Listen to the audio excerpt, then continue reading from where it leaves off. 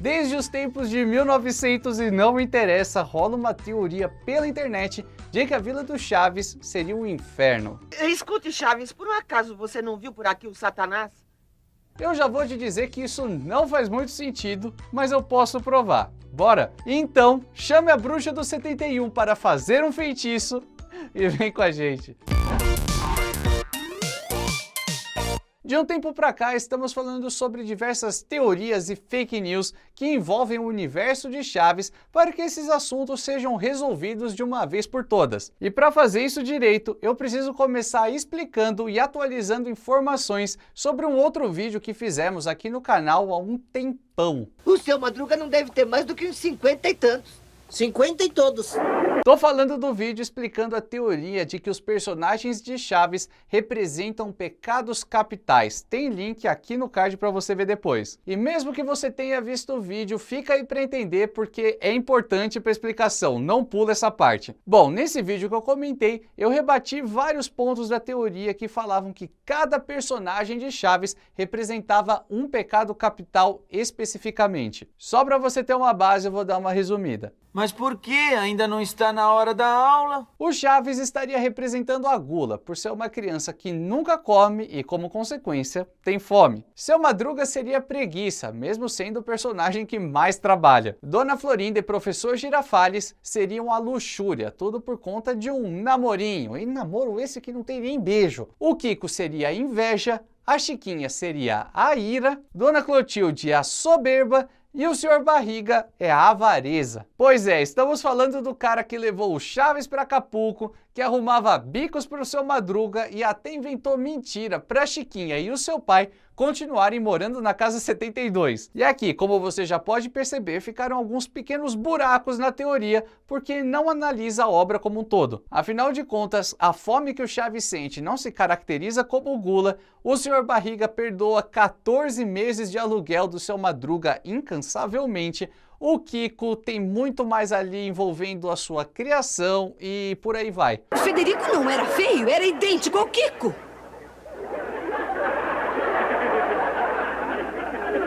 Enfim, tudo que é representado no seriado tem como intuito gerar humor e até mesmo fazer algumas pequenas críticas sociais. E você pode até pensar que eu estou exagerando, mas não. Cenas como essa mostram muito bem o que eu estou falando. É incrível que não haja qualquer sensibilidade. Mas o que é que o senhor queria, professor? Ninguém se importa com os problemas dos outros. Por isso há tanta fome no mundo. É uma lástima. Fome é uma coisa muito séria. E ainda tem mais um argumento muito bom. Se a ideia do Roberto foi criar personagens que representassem pecados capitais, por que será que ele não criou 7 personagens e só? Nada além disso. Anum.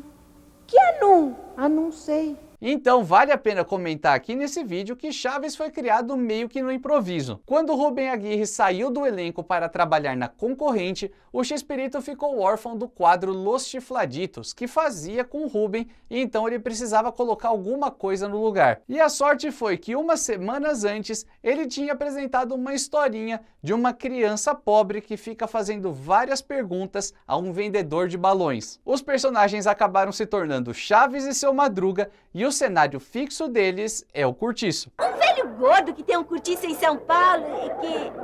Os outros personagens foram meio que nascendo aos poucos, até que se tornaram muitos. E aí a teoria arranja uma certa explicação para a existência desses outros personagens, só que é uma explicação bem simples, digamos assim, como se fossem figuras do mal que ficam ali meio que incentivando os personagens principais a fazerem maldades, ou pelo menos aflorar os seus pecados. Que mal que eu sou. Mas o Jaiminho é um caso à parte porque eu descobri que pro carteiro existe uma explicação mais elaborada.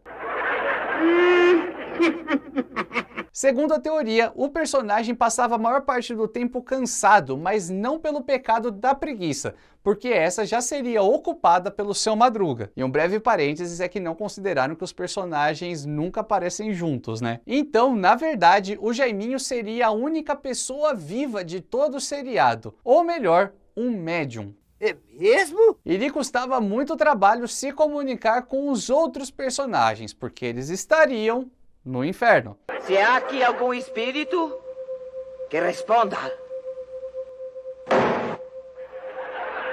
Sim, pelo seriado se passar teoricamente em apenas um ambiente, esses personagens estariam presos naquela realidade ali de um submundo, pagando por muito mal que fizeram. E Tangamandapio é uma representação de todo o planeta, o mundo dos vivos, então as cartas que o Jaiminho leva para os personagens seriam psicografias. E a bicicleta seria o objeto que ele usa para voltar para a realidade, ou seja, o transporte entre Tangamandapio e a vila, o mundo dos vivos e o inferno, entendeu? O que eu quero saber é por que entrou no meu restaurante com bicicleta e tudo. Não deixe ela lá fora porque alguém pode roubar. E eu preciso fazer mais um comentário, porque no vídeo dos pecados capitais surgiram muitas pessoas falando que analisamos apenas uma parte da teoria. Só que os personagens estariam representando os pecados nesse ambiente, pagando por tudo que fizeram em vida. Entendeu agora a ligação entre uma coisa e outra?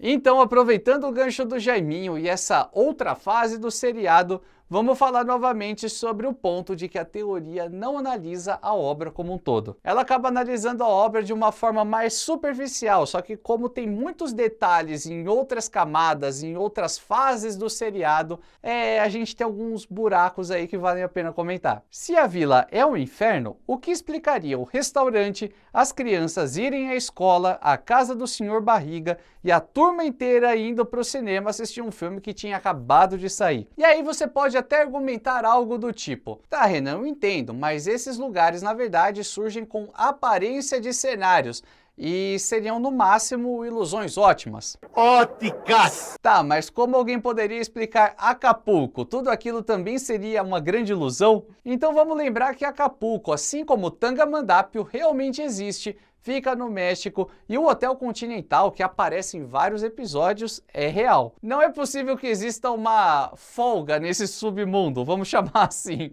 Eu não vim aqui pra lhe cobrar nada. Vim me emprestar. Ah, bom, nesse caso... Fora que naquele mesmo espaço da vila, que teoricamente seria o único lugar em que eles vivem, já passou um monte de outras pessoas, até mesmo o Hector Bonilha. No mesmo ano em que terminava de gravar a novela Viviana, o ator visitou a Vila do Chaves, ficou amigo de todo mundo e até deu uma bola de presente pro garoto. E na dublagem pode até não ser tão aparente assim, mas na versão original, vários roteiros contêm referências a pessoas que estavam em ascensão nos anos 70 e 80. Como, por exemplo, o jogador de futebol Henrique Borja, a violinista Olga Breskin,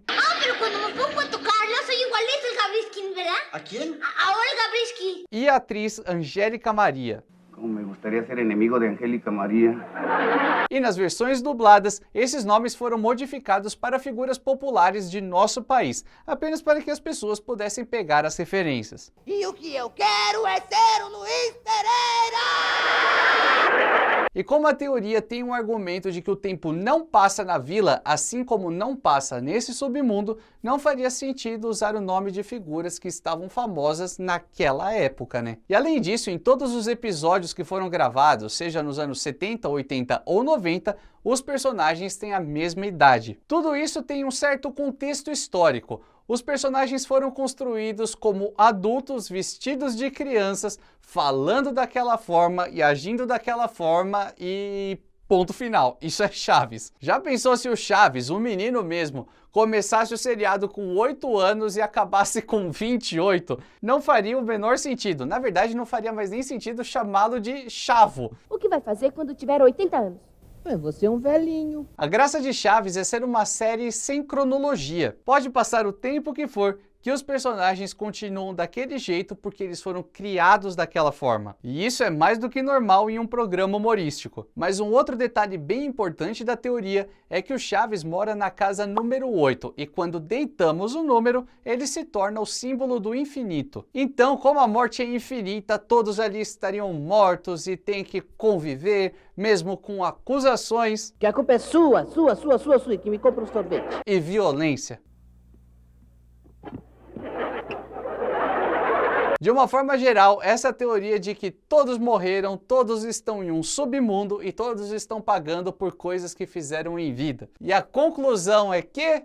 Isso é uma grande mentira! Galera, as teorias e conspirações sempre ganham novas formas ao longo dos anos, então é muito importante buscar a origem dessas histórias. E tudo isso foi escrito pelo Ademir Luiz e postado no site da Revista Bula em agosto de 2013. Sim, faz muito tempo já. Agora, repare que esse texto foi publicado numa área chamada Ideias. E basicamente, pelo que eu pesquisei, essa área do site tem os textos escritos de forma bem livre e até opinativa. Então, um ponto muito chave, tudo isso criado pelo Ademir não tem conexão com a realidade. E inclusive, há um tempo eu cheguei até a conversar rapidamente com o autor, que foi super gente boa, falou que gosta do nosso trabalho, foi super legal mesmo, e ele disse que esse texto virou meio que uma lenda urbana sem querer. Ele me mandou o link do artigo original, esse da Revista Bula mesmo, e me explicou que a ideia foi fazer uma grande brincadeira com as super interpretações feitas pela universidade. Sairia mais caro na Universidade de Londres, não é?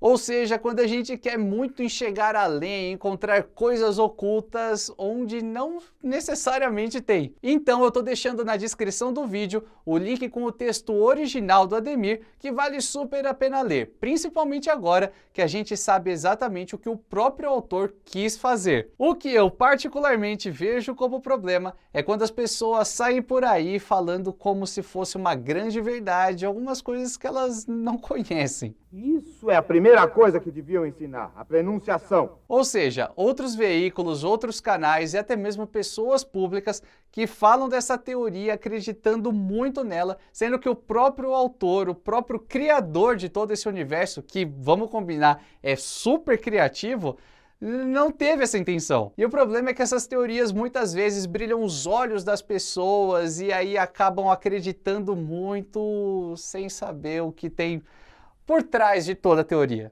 Não, atrás. Quem estava adiante era eu. Por isso, mais uma vez eu insisto, sempre procurem a fonte de absolutamente tudo que vocês leem pela internet. E essa análise toda que a gente fez serve como um exercício de pensamento crítico e também serve para a gente entender a obra como um todo. Até porque, afinal de contas, o seriado foi feito para nos divertir